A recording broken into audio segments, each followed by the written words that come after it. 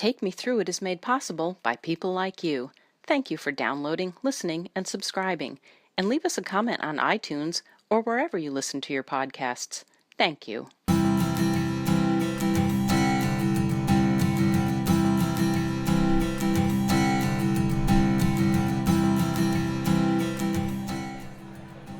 We're coming to you this time from State Street Pavilion at Fenway Park in Boston. There is no baseball game tonight. We're here instead to celebrate the launch of a new and inspirational book, The Ice Bucket Challenge, Pete Frates and the Fight Against ALS. What a night. If you had a chance to listen to our previous episode with co-author Casey Sherman, you'll remember the story. Pete Frates, a former Boston College baseball star, diagnosed at the age of 27 with Lou Gehrig's disease. Now, instead of fighting alone, Pete went public and launched the Ice Bucket Challenge, the social media explosion that has raised $250 million for ALS research. And tonight at Fenway, as the book by Casey Sherman and Dave Wedge is launched at this star-studded party, I'm telling you, everybody is here. The man behind the story takes center stage. The Ice Bucket Challenge, Pete Frates and the Fight Against ALS, this time on Take Me Through It.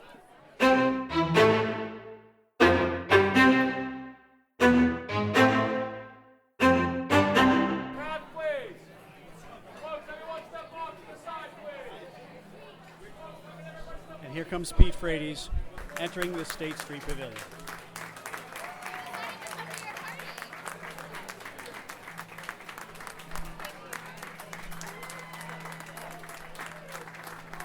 Gets a hug from his wife and his daughter. And it's quite the moment here at the State Street Pavilion. His daughter is now on his lap as Pete comes in on his wheelchair. Talk about the event. Dan Shaughnessy, Boston Globe. What does a night like this mean, not just to the ALS Challenge and the Pete Frates, but for the city of Boston? Well, it's early on in the event, and I can't believe what a crowd they're getting here, what a draw. And of course, we all love the Frates family, everybody in Boston. And Peter's he's a global figure now, and what he has done, inspiration to everybody. And we never stop loving him and hoping the best for him and his family, and just how brave Nancy and John have been. And so it's great to see the mayor coming out, David Ortiz, and it's early yet. It's going to be a cast of thousands here. Lenny Clark's here, so it's a very. It's a big deal. You know, it's a big deal if Lenny Clark is here. It is. I'm happy for them, and the book's great. I've seen the book, and these guys did a great job on it. And hopefully, it goes to the big screen and keeps the story of Pete out there. I knew how special he was before he got this horrible disease, and he was the guy at the Beanpot hitting the home run. I wrote a column on him when he hit the home run against Harvard. My son went to Boston College and played baseball. They were teammates. And any time, like folks like yourselves or Channel 4 would come around to interview baseball players at BC for the Beanpot, you'd say, who do we talk to? We don't know these guys. I'm like, talk to number 3. He's the best guy. He's articulate, he's smart, he's local, and he's good. Get him. He was a guy even then, so you always knew he had the strength and courage to be, nobody wants to be this guy, but he has dealt with it like nobody else. Very brave, very courageous, and again, we talked about it a lot when Pete could still communicate like you and I are doing right now. And he was as prepared as anyone could be, I think, spiritually and just emotionally, and he's carrying on this mission. Oh, man, lots of big names in the crowd. There's David Ortiz of the Red Sox. It's a special, man. He had done so much for all of us, somehow, some way. He's a real hero. Thanks a lot, Big Papi. Let's go over now and talk to Boston Mayor Marty Walsh. What does a night like this mean to the city of Boston? I mean, this is a big night for the city, but it's it's more of a celebration to Pete Frates for his incredible life and his dedication to ALS and what he's done to raise awareness and actually fight this disease, and the Frates family. So I think writing this book was incredible, and I think it's hard to put in words what this night means. I've watched Pete now and his family struggle, and I've watched them celebrate in a lot of different ways, and they're just such powerful examples and inspiration. It's just it's an inspirational book basically, and it's a book that a lot of people are going to read. They're going to feel a sense of pride, I think, in a lot of ways. And tonight is about the book launch, obviously, but it's also about celebration of the Frates family. I think a lot of people are here for the Frates family to say thank you. And I was outside walking in, and there was this researcher who's here tonight looking for a cure for ALS, and I just thought it was interesting, that he was here saying, I'm here to support Pete. Pete's done a lot for ALS awareness and for research. So to have somebody like that person here is incredible. That's great. Thank you, Mayor, Thank very you. much. I appreciate it. Thank you. Now they're going to try to quiet the crowd down a little bit, have a speaking program. Up first is former Red Sox and current WEEI host, Lou Morloni. Lou! Now I'm a graduate of Providence College, so BC baseball on that slide for tonight, because I still, we always talk about inspirations, and I think we actually don't give this man enough credit for how he's inspired so many people around this country. And it truly is an honor to be here. It hits home personally. I lost my grandmother with ALS, and then I lost a great aunt with ALS, so I'm well aware of what this is all about. I'm well aware of the battles. And I'm also well aware of how many lives that Pete is going to change, because we're going to fight this thing and they're going to find a cure. And I know the Frates family is determined to do that. And now stepping up to the mic is my good friend Casey Sherman. And he starts with a great story about the day he first met Pete and the Frates family up on the North Shore. And we got to the Frates household in Beverly. And I remember meeting Pete, his beautiful wife Julie, his amazing mother Nancy, his strong father Joan, his brother Andrew, his sister Jen, and we started to talk to these folks the first time that we met them, and Pete is in the room like he is now, and his family is very, they're excited to meet us, and they're telling us all of these great stories about Pete, and they're incredible about the heroism of this young man and what he's been through. So Dave and I are trying to process and absorb these stories, and suddenly we get buzzes on our smartphones, and we take out our smartphones, we look at our Facebook feed, and we get a message from Pete, and there's one word: bullshit.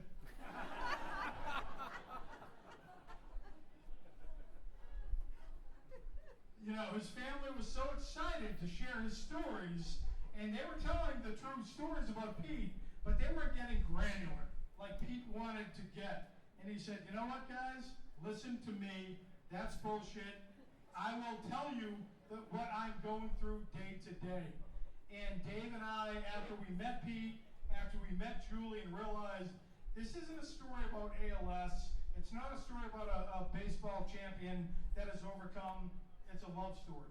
It's a love story about parents that love their child. It's a love story about this amazing woman, Julie, who fell in love with Pete, and amazing. Clap it for Julie. The one thing when people read this book, they respond, who the hell is Julie? What amazing person this person is. She's totally kick-ass, which she is.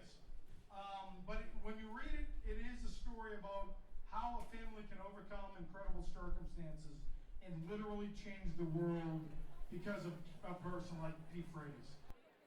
Author, or should I say co-author.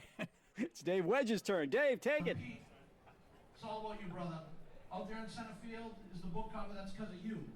You hit home runs out there. This book's for you. It's for your family. We're so honored to be able to tell this story. Thank you. My family, all my friends, everyone that's here for me, my BC friends, Brockton friends, all of you, thank you. I'm going to turn it over to Julie because I'm about to cry. So, here you go.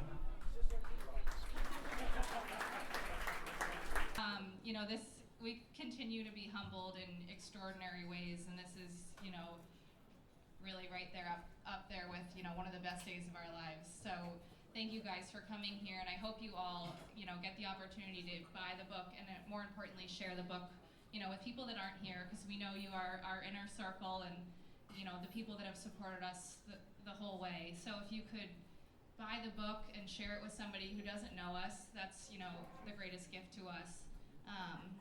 And I think the sentiment Pete and I both hold is this book is such a gift to our daughter.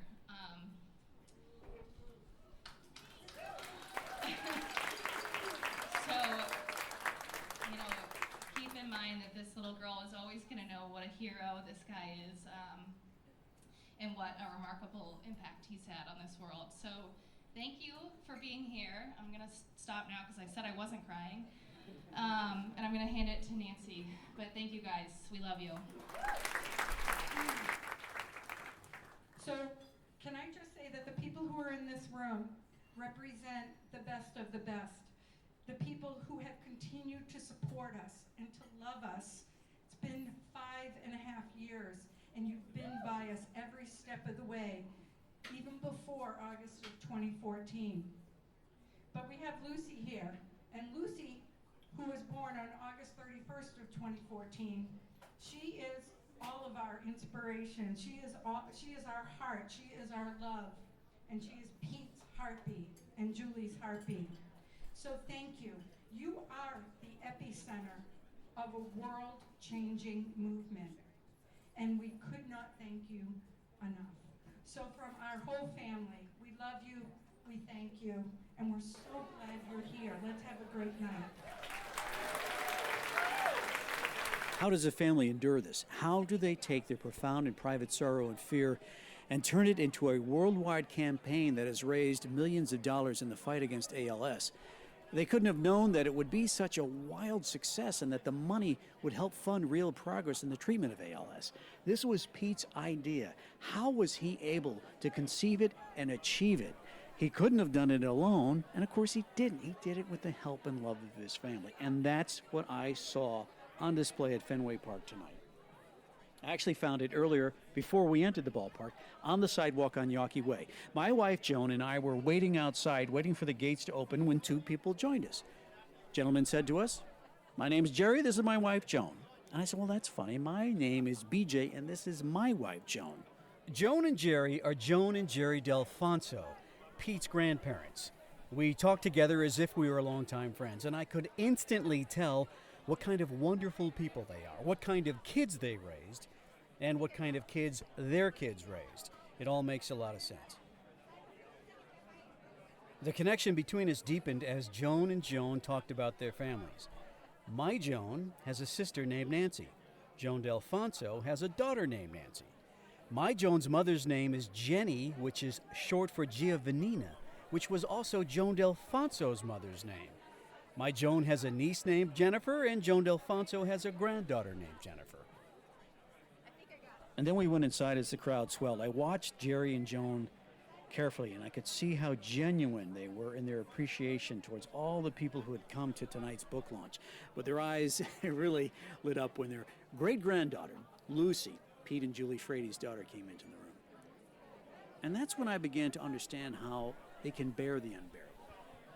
I know they don't have a choice, but they fight through the pain and fear with the kind of love you read about in books, the kind of love you will read about in the Ice Bucket Challenge.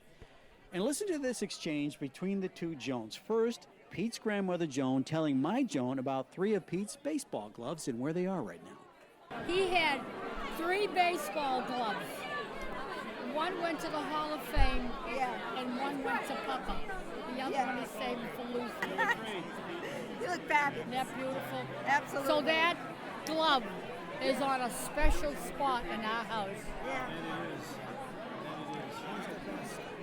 the best. He's the best. He worries about him. And from the baseball gloves to photos of her grandson. It could be any grandmother showing photos of any grandchild. You can hear it in her voice, the pride, the love, the grace that keeps this family together. This is what it sounded like when Joan Delfonso was showing my wife, Joan, photos of Pete before he was stricken with ALS. Oh my gosh, Joan. Handsome, Absolutely. handsome. I was just telling everybody, Yeah. he was so healthy about his body. We lived close by, about a mile away, and we'd be out. And we'd come home and we'd see a dirty dish. And I said, oh, Pete was here. He'd come in and he'd make him a salad. He'd get everything he could find, carrots, cucumbers, peppers, tomatoes, and make himself a built salad, but leave us a note. Nana, I raided your refrigerator. He's unbelievable. Here we are. I wish I knew he was here. Oh, You see a better picture of that? I know, that's right. Here's another one. Absolutely. You don't Joan. want to see the mom. No more pictures. I got enough pictures of them.